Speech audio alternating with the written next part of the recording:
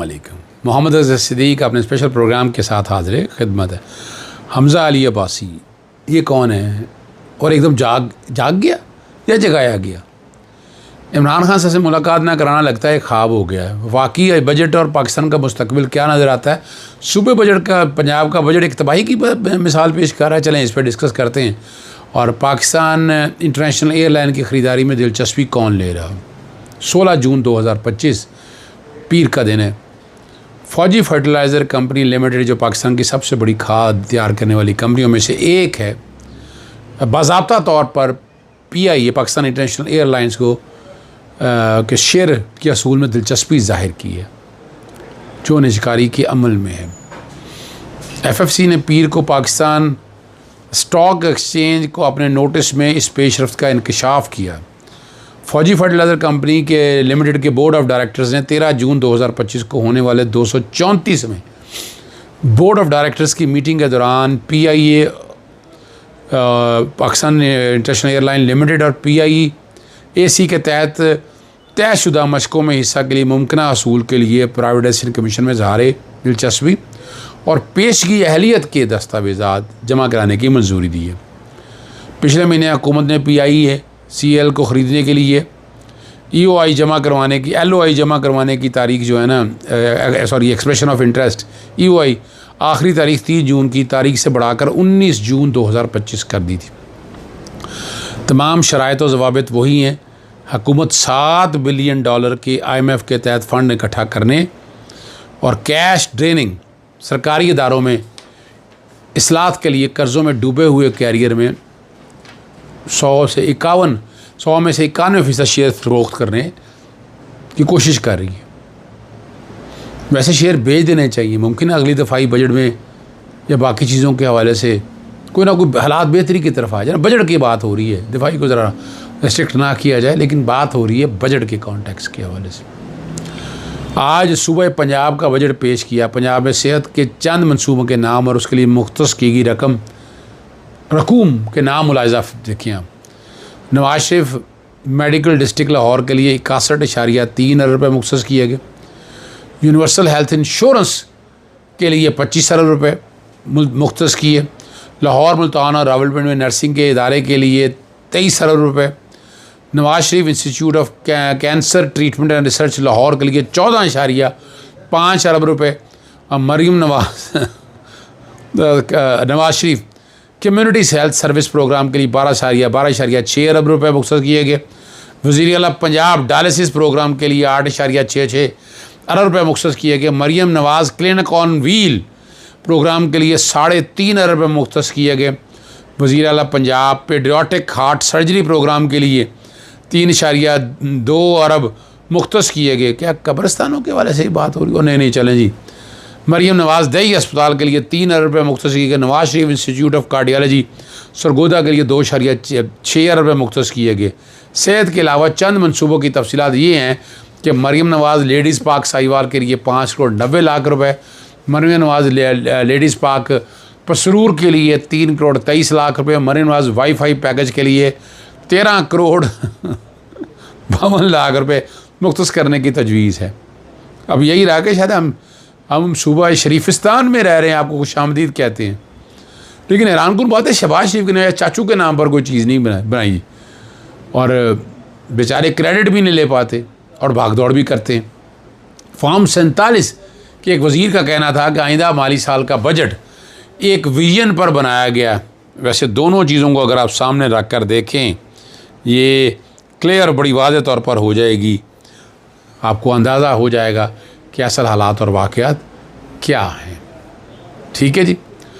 वफाकी बजट पेश कर दिया गया कि जो बदतरीन माली फहाशी है और आवाम को ख़ुदकशी का रास्ता दिखाने के मुतरादिफ ये लोग बात कर रहे हैं। ये अगर यही बजट मंजूर हो गया तो आवाम बेचारे रुल जाएंगे। इस हवाले से पाकिस्तान तहरीक इंसाफ ने बड़ा कदम उठाया। क्या कदम उठाया, इसका सदबब किया जा सकेगा। PTI ने बजट में वोट ना देने के लिए पीपल्स पार्टी से रब्ता कर लिया। PIT रहनुमा असद कैसर की पीपल्स पार्टी के रहनुमा परवेज़ अशरफ से मुलाकात हुई और अब पीपल्स पार्टी क्या स्टैंड ले सकेगी, नहीं सवाल ही पैदा नहीं होता। पीपल्स पार्टी वहीं रहेगी जहाँ रहना है और वो एक टेलीफोन की मार है और अल्टीमेटली वही होना है जो कहा जाएगा, जो कहा जाएगा उसी पे अमल दरामद होगा।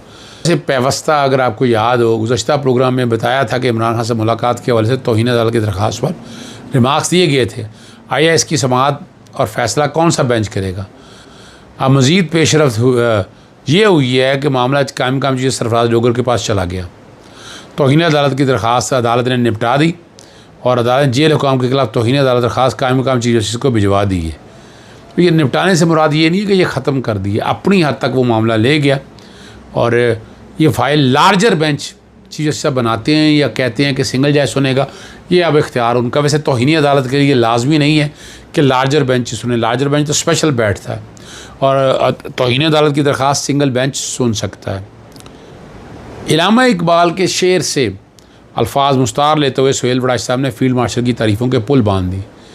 इलामा इकबाल कहते थे, होलका यारां तो बरेशम की तरह नरम, ज़र्म में हक बातिल हो फौलाद है मोमिन।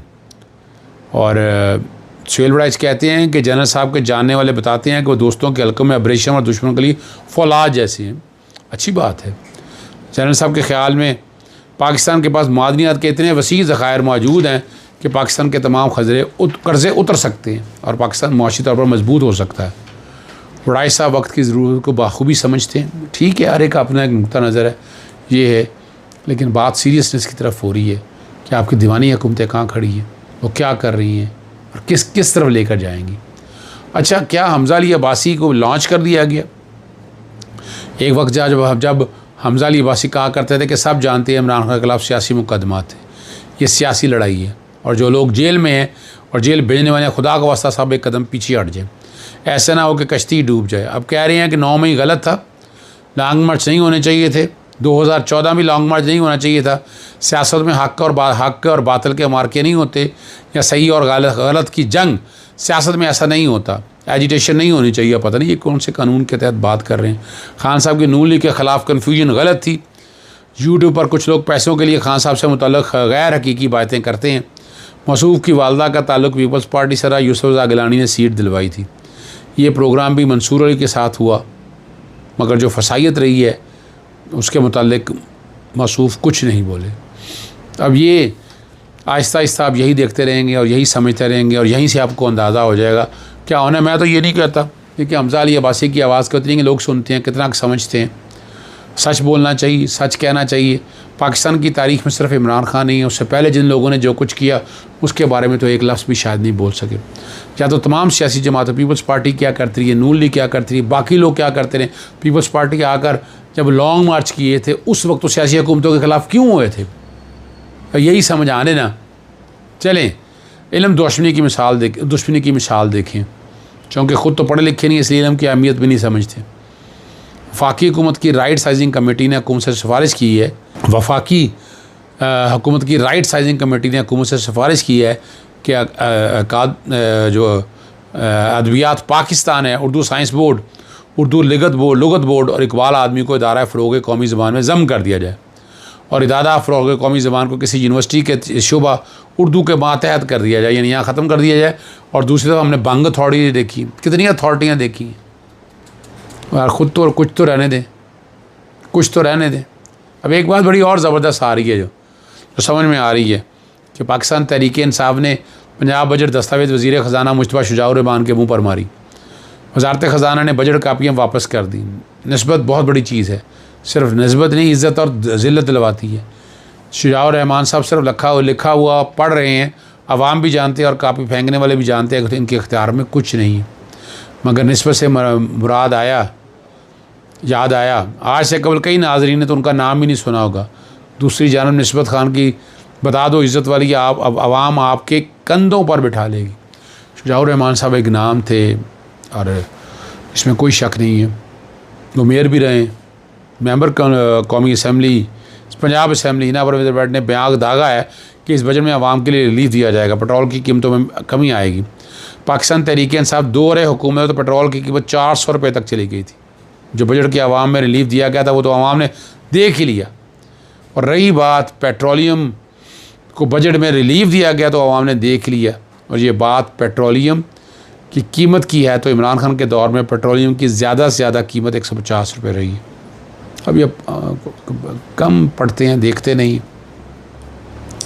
और आखिरी बात जो है, द इकनॉमिक टाइम्स के मुताबिक और दीगर बैनुल-अक़वामी जराइद जो हैं, अजीब व गरीब सा दावा सामने आया है जिसकी मंतक समझ नहीं आ रही है।